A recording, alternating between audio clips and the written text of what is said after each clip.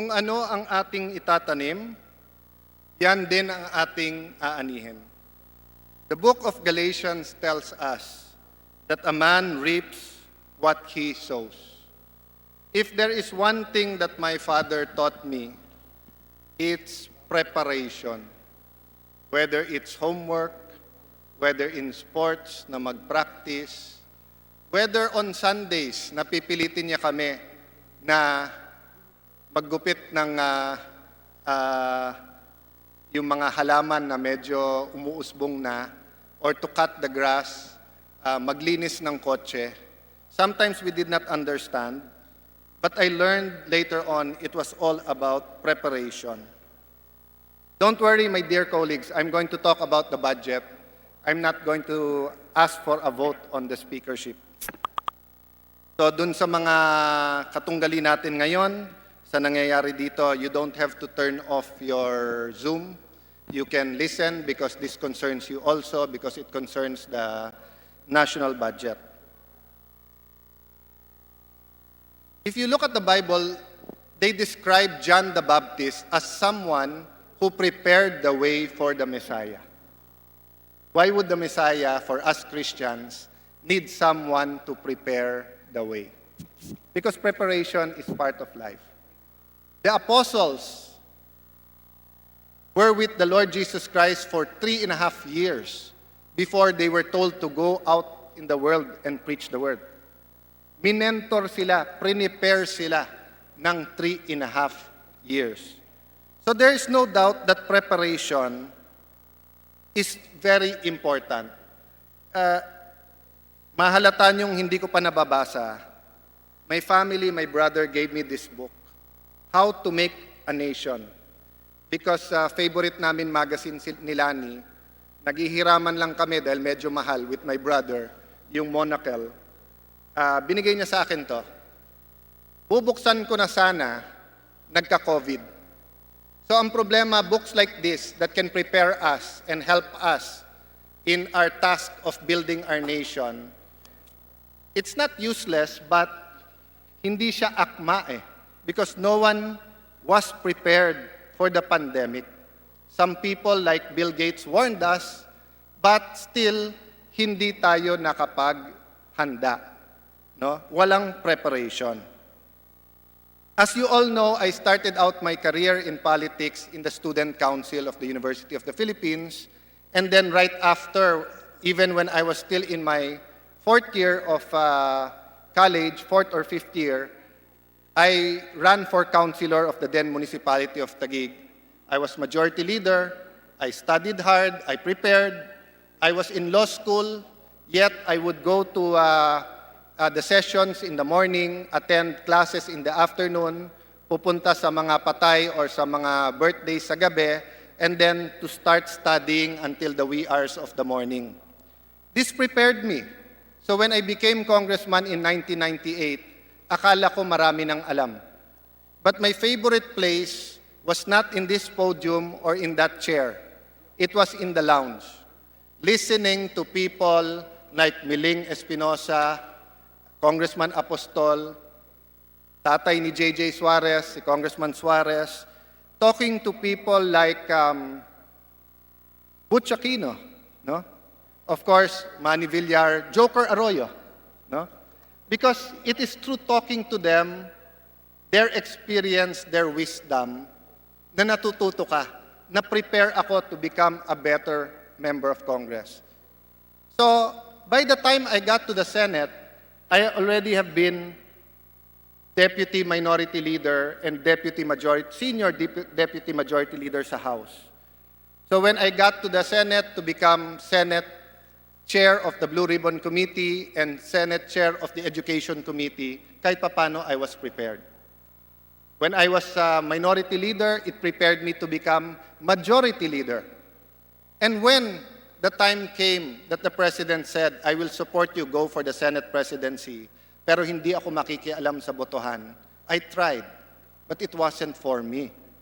But the President told me, Alan, kahit naman maging Senate President ka, I want you to be my Secretary of Foreign Affairs after 1 year. So for 1 year, I traveled with him. And though I was a ranking member of the Senate, I did not sit in the places of honor in VIP sa harap. In the state dinners, nandun ako sa bandang likod. Doon po sa upuan, kaharap yung mga prime minister at presidente, doon ako sa dulo or sa second chair. But it prepared me.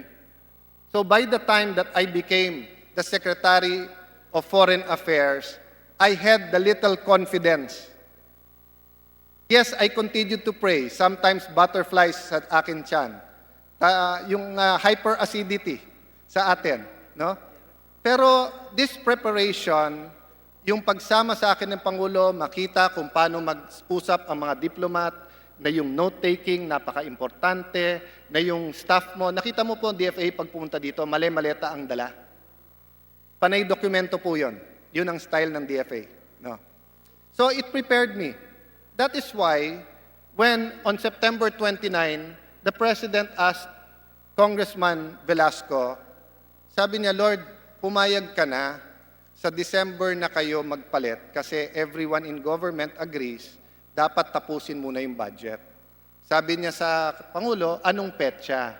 Sabi ko, Mr. President, kung walang COVID, nasubmit yung budget ng SONA, tinapos namin na buong August, may pruweba kami kasi last year we finished it in 1 month. Nasa Senado na ng September, and sa October, ginagawa na namin yung BICAM. So by November, magpalitan na kami dahil pipirmahan mo na lang yon. Mr. President, hindi po nangyari. Nasubmit ang budget late August. And even if the budget was submitted late August, some of the assumptions of the budget was pre-COVID. Hindi pa napapaloob dito. Look at the budget of the Department of Health. Kung kailan may pandemic at yung crisis is a crisis both of livelihood and health, or lives, mas mababa pa ang budget ng health. Hindi ba obvious sa atin lahat dito na dapat mas mataas ang budget ng health sa pandemya? Di ba? So, I proposed to the President, after asking Congressman Velasco twice, sabi ko, Mr. President, if Congressman Velasco will allow, ulitin ko sa kanya, I offered him to be the senior deputy speaker. I offered that to him para siya yung parang understudy. But I will treat him like an equal. So pagdating ng 1521, smooth na yung palitan. Sabi ko, wala nang palitan ng mga chairmanships except for one kasi ipinasok ko na lahat ng nirecommend niya. So, ang sabi niya, hindi pwede, kailangan September 29 or October 14. Sabi ko, Lord, tatapating kita. Di mo naman kasi alam yung budget kasi hindi ka naman pumapasok. So, sabi niya, hindi, Mr. President, sinabi niya sa labas, I will pass the budget kung ano nakalagay sa NEP. Mismo pong yung mga departamento na sa likod natin, nagsasubmit ng errata Kasi nga, hindi naman nila alam yung COVID. Ang Senate po, hindi papayag na ipasa ang budget ng NEP. Kayo ba papasok? Papayag? Then he came up with a video na panay barkada daw ni Cayetano ang may budget. First of all, ang nag-submit ng budget, President's budget. So paano naman nangyari na barkada ni Cayetano ang nasa President's budget? So bakit iba ang sinasabi sa inyo ni Congressman Velasco at iba yung sinasabi niya kay Presidente? Number 2, just for the sake of baka naman na lusutan ako, baka naman may mga barkada akong magaling maglakad, pinatignan ko po yung top 10. 7 out of 10 ng top 10, kaibigan ko pero hindi ko barkada. Some you will not say I'm even close. Some you will say, definitely I'm not very close. The example I gave yesterday was Congressman Subiri, who's on the top 3 or top 5. I really like Congressman Subiri. To be honest, wag magagalit si Migs, I like him better than Migs. Because he is quieter, but he works hard. He goes to my office na may dating papel, ano tingin mo dito? He's always here. Kahit hindi niya committee, ina-attendan niya. So I think he deserves the budget. But I do not know why. Isa sa pinakamataas na budget, more than many of you here, si Congressman Lagman. Kayo naman po ang witness, di ba? Sa siyam na sinabi ni Congressman Lagman tungkol sa akin, 10 ay pagtuligsa sa akin. Diba? And that's his call. Diba? I still consider him a friend. Manong ko pa rin siya. But he doesn't agree with me with the issues. So be it. I did not agree with him years ago. But hindi naman nagalaw yung budget niya. So I do not know where this insurgency about the budget is coming from. But I have to speak about it because ang ganda na ng reputation ng House. Naiintindihan na ng tao na ang budget, hindi po to a bunch of meaningless pesos and centavos of commas and dots and an endless stream of debit, credit, spreadsheet. Nor is it a campaign kitty. It is not something that the politicians can dip their hands in at gamitin ito kung saan nila gusto. The budget is the embodiment of hope dun sa walang trabaho. Nagkakaroon sila ng pag-asa through public spending, magkakatrabaho. Dun po sa may insurgency. At isang dahilan ay kahirapan, walang tubig, walang kuryente, walang kalye, walang negosyo. The budget is an embodiment of hope na pag nagka-development sa lugar namin, baka matigil ang away. We can have the same or different ideology, but stop the armed struggle. Dreams of people are here. How many of us, sino sa atin ang hindi nagdadasal araw-araw na matapos ang COVID? Sino sa inyo po ang hindi nangangarap pagkatapos panoorin kahapon po si Secretary Harry Roque na nasa Boracay? Sino sa atin ayaw pumunta doon? In my whole life po, 2 beses pa lang ako nakapunta. Kasal ng brother ko, kasal po ni Rolex Suplico. Yun pa lang po. Ako gustong-gusto kong bumalik. But it's just a dream with COVID. But we try to put in the budget the programs that will help us rise up. I dream one day na nasa top 3 tayo sa tourism. Pero paano mangyayari yon kung walang budget para sa tourism-related infrastructure? Kung hindi tayo number 1 bago sa COVID, kung sa Malaysia, Singapore, Vietnam pumupunta, sa China, Japan pumupunta ang mga turista. What do we expect after COVID? Bigla na lang pupunta sa atin? No. There has to be programs in the budget. It has to be there. The 2021 national budget is our single, most effective tool to ensure that our country will not suffer more than it has already because of this pandemic.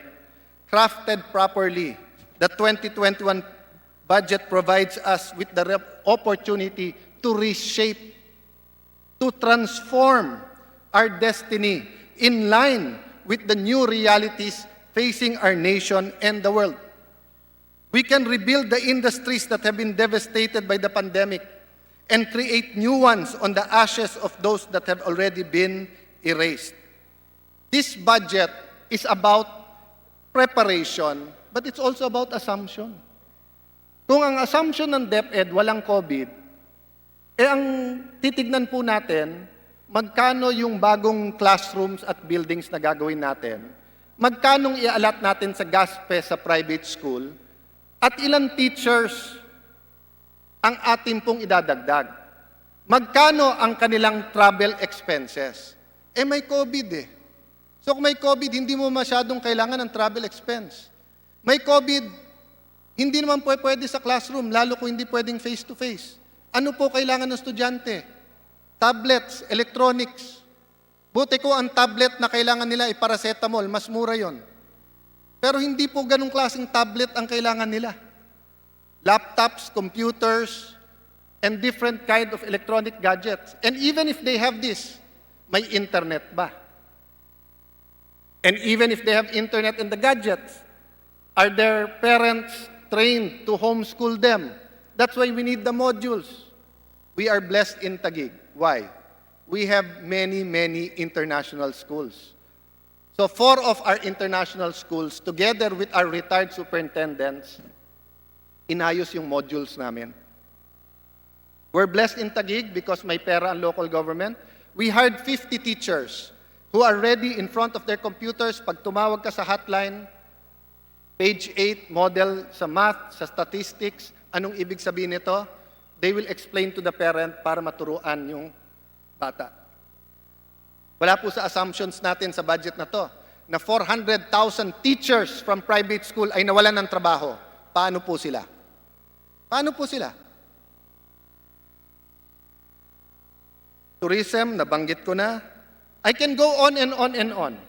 Yung pong sa military, nakat yung budget nila.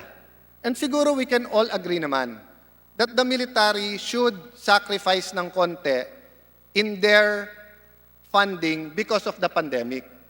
Pero we will also agree, hindi dapat matanggal yung funding for the 4 C-130Js that will help us transport people and goods in times of calamity.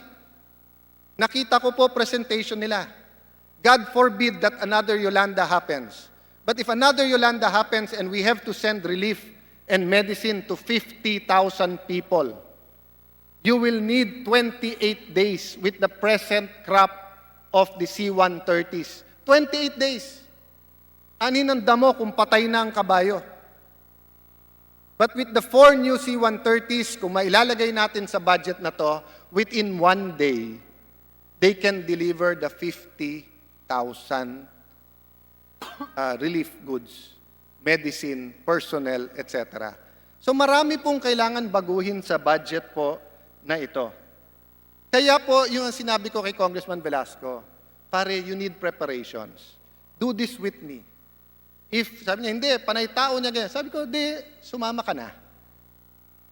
Sinong tao mo, pumasok ka sa budget. Tignan mo isa-isa.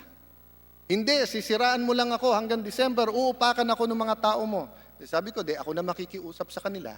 Tsaka simple lang naman, upak sa'yo, tamad at absent. Di, wag kang tamarin at pumasok ka. Di ba?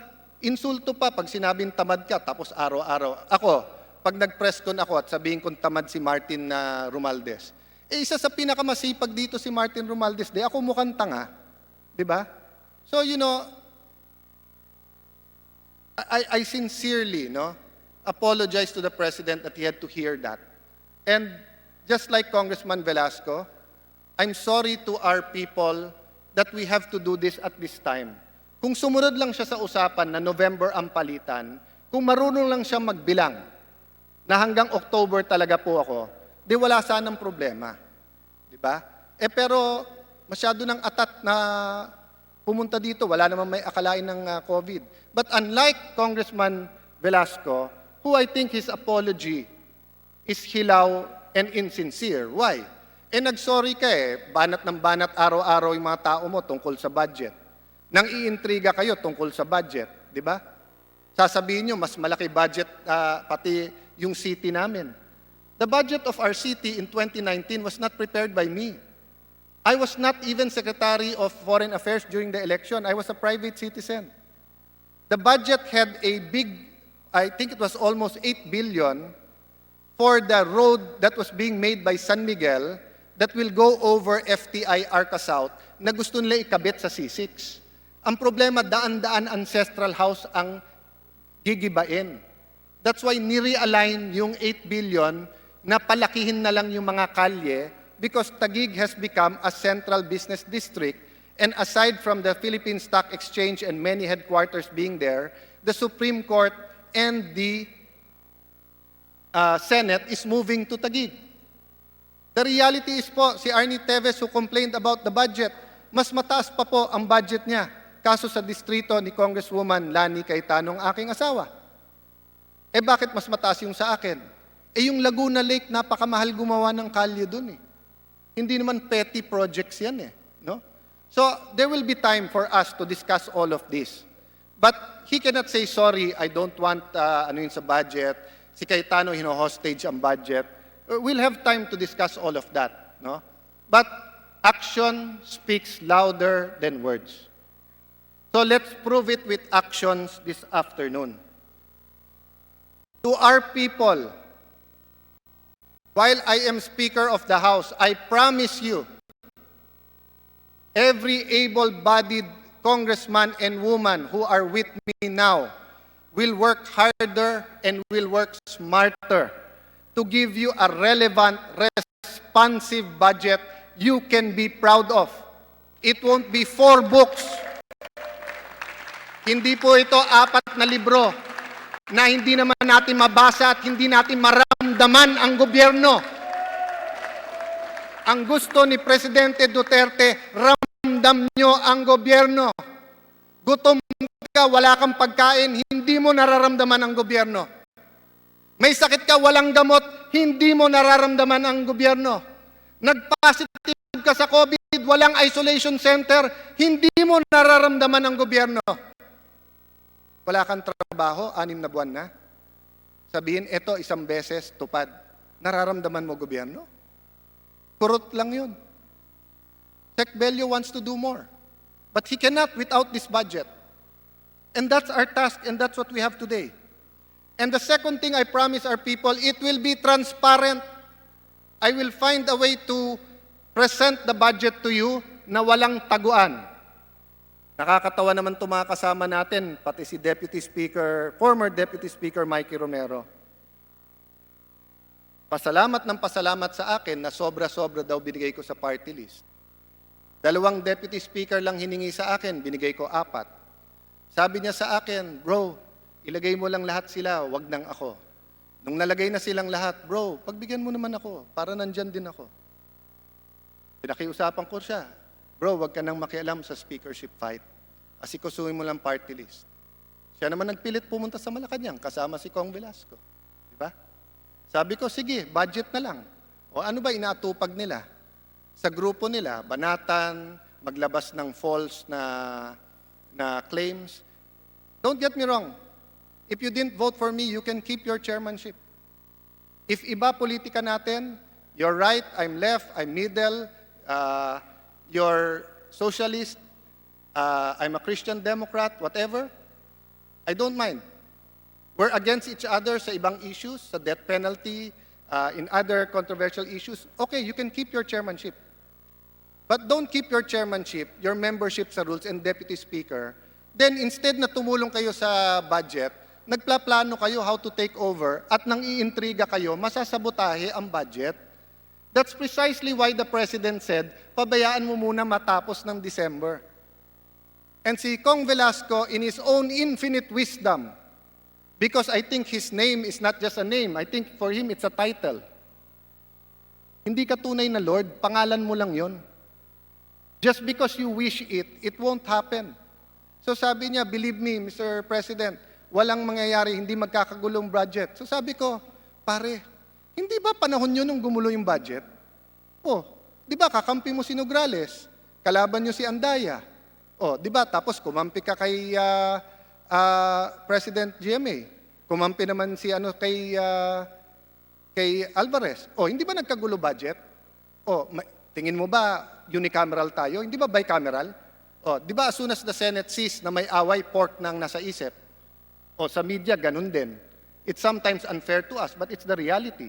So in front of the President, I told him, Lord, please, tell me how in this world can you say na hindi magkakagulo ang budget kung magpapalitan. That's why the next day, when I came to the President, I did not come to the President to tell him, Mr. President, binoto ako ulit. I cannot tell you the whole conversation, but I can tell you this. I told him, Mr. President, para wala ng gulo, mag-take over na si Congressman Velasco. And I explained why. Mr. President, naghirap ang mga congressman 2019. Kilala ko sino nagtrabaho. Tininabaho nila yung budget nila. Pag umupo yan, papalitan lang niya. Eh, more than kalahati ng budget, in FLR hinold eh. So yung prinamis din nila, kasi wala sila sa distrito nila, nandito sila. So umaasa sa distrito nila na may mga proyektong dadating, di ba? That's the reality. O Mr. President, ang dami nyo pang pinagawa sa amin. I won't go into the details. So Mr. President, bobolahin ko lang mga kasama ko, kung ako gagawa ng first part ng budget, tapos pagdating ng BICAM, papalitan niya. Then I went to the national. Sabi ko, Mr. President, kausap ko DOH, eto kailangan nila. Kausap ko Air Force, eto kailangan nila. Kausap ko Army, eto kailangan nila. Kausap ko DOJ, eto ang kailangan nila. Sorry, Sexy Matu, hindi kita nakausap, but hindi kita nakausap, Sexy Matu, kung anong kailangan mo. But ikaw witness, last minute, last budget hearing, tinanong kita kung anong kailangan mo. Sabi niyo, gusto niyong tapusin yung titling. And ang katabi niya, si Yusek Mitch Kuna, nagkataon, birthday, last month. Tinanong ko, Mitch, isubmit nyo kung ano kailangan nyo sa budget kahit hindi pa tayo nag-uusap. Why? The budget is not a perfect document. Diba? Hindi yan parang Bible na sa atin mga Kristiyano, konteksto, pinag-aawayan natin, pero we believe it's the Word of God. Ang budget po, inaamendahan yan. Yan ang katunayan. And kaya nga sabi ko kanina, kung meron pong mga libro na magsasabi sa atin how to run a nation, or gusto nyo baliktad, yung isa, yung Why Nations Fail, ibabasahin natin. It's irrelevant now because none of these books foresaw a pandemic.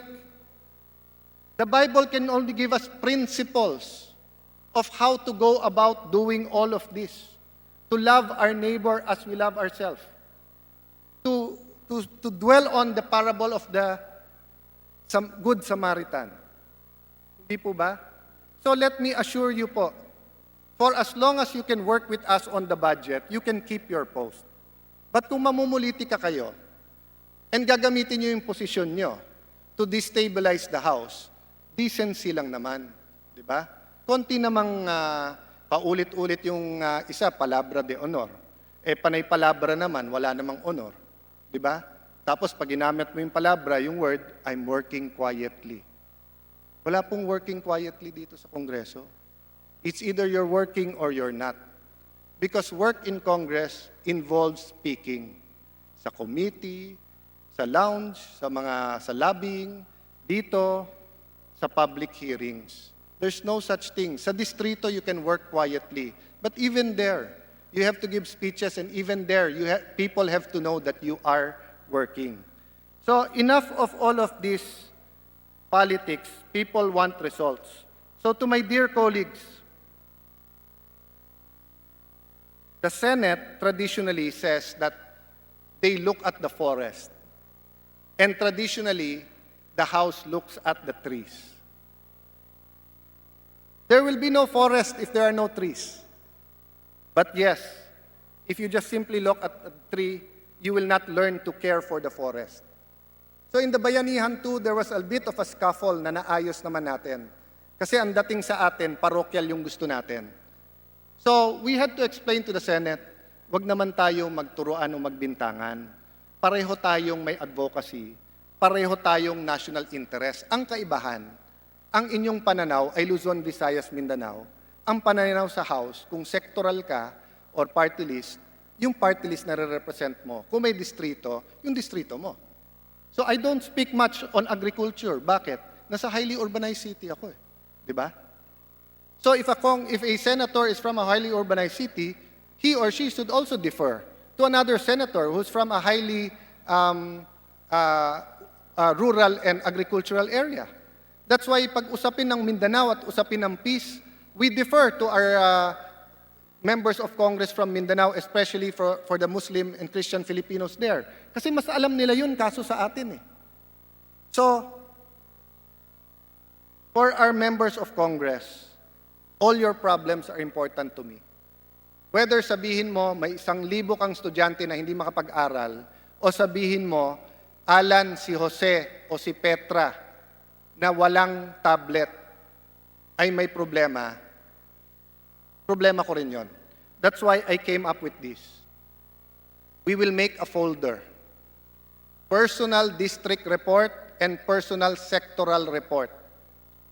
District for the districts, sector for the sectors. This is your file. Pag pumunta ka sa doktor, sasabihin ng doktor kung ano weight mo nung araw, anong blood pressure mo, anong gamot, etc. So, kompleto. So, nandito po 2020, 2019, 2021. Gusto nyo dagdagan ng 2019, 2018, nasa sa inyo yun.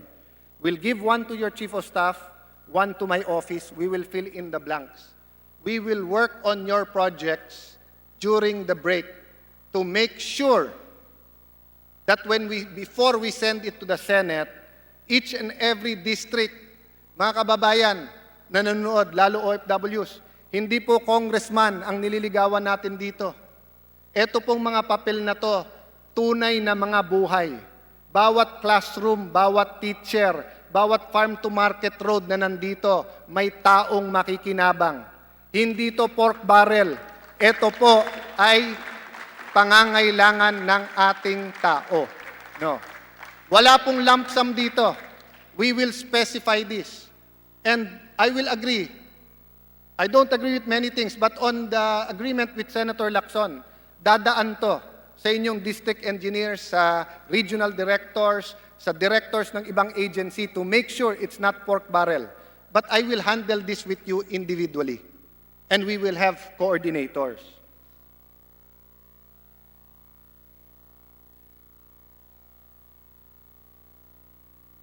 We only have one bill, that is the GAB.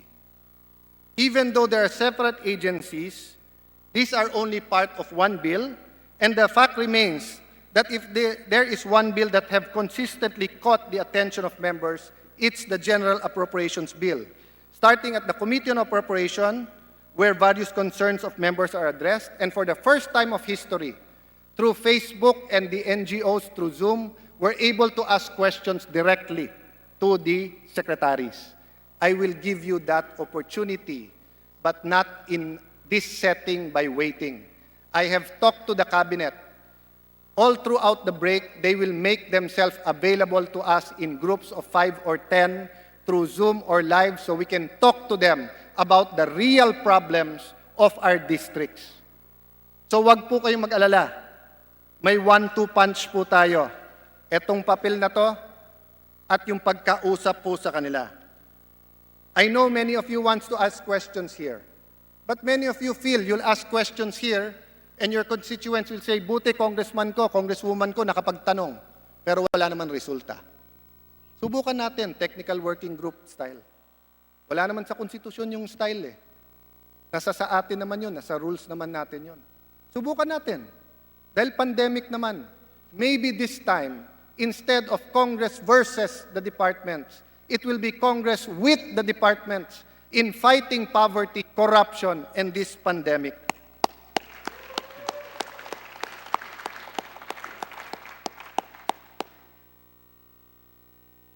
Many have already spoken. Sabi po ni Congressman Velasco, hostage ko daw yung budget. Kung hostage ko po yung budget, I will now move to defer the budget and to take it up in November. If hostage ko yung budget. But I will prove to Congressman Velasco and his cohorts today that I am not hostaging the budget. Applying Section 55 of our rules, I move to terminate the period of debate of House Bill number 7727, otherwise known as the GAB. I so move, Mr. Speaker. Second, Mr. Speaker, second. I object, Mr. Majority Leader. I second, Mr. Speaker. There's a motion to terminate the consideration of House Bill number 7727 and let us approve it on second reading.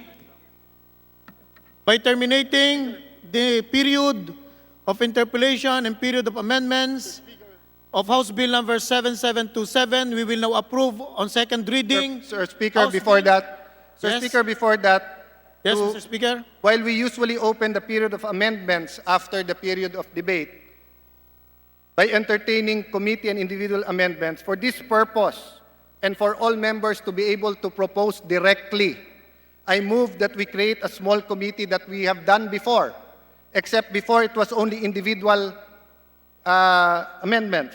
This time I move that we have the Majority Leader, Martin Romualdez, Deputy Speaker, El Rey Villafuerte, Chairman of the Committee on Appropriations, Eric Yap, Vice Chairman Jonathan C. Alvarado, Chairman of the Committee on Banks, Congressman Juni Cua, Deputy Speaker Henry Omomunal, Chairman of the Committee on Ways and Means, Joey Salceda, Congresswoman Stella Kimbo for the minority and our expert on economics, Congressman Mike Defensor for the party list, Congressman Dalipe, again Vice Chairman of the Committee on Appropriation, Kong Ted Haresco, our new Chairman of the Committee on Economic Affairs, Kong P.D. Berzaga, and the Senior Vice Chairman, Chairperson of the Committee on Appropriations, Congresswoman Eileen Ermita Buhayin, with full powers to entertain committee as well as individual amendments by the members to be submitted to the Committee on Appropriations on or before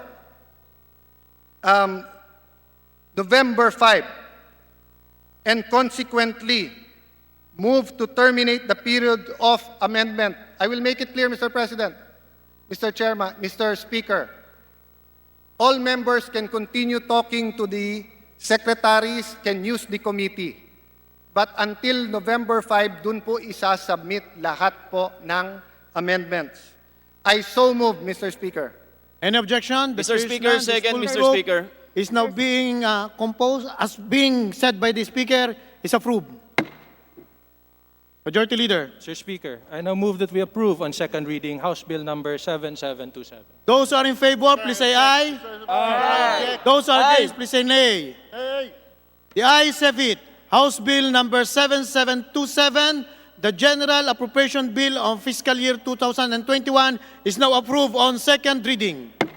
Majority Leader. Mr. Speaker, in accordance with our legislative calendar, I move that we suspend the session until November 16, 2020, Monday at 3 o'clock in In the afternoon. accordance with our legislative calendar, session is suspended until November 16 at 3 o'clock in the afternoon.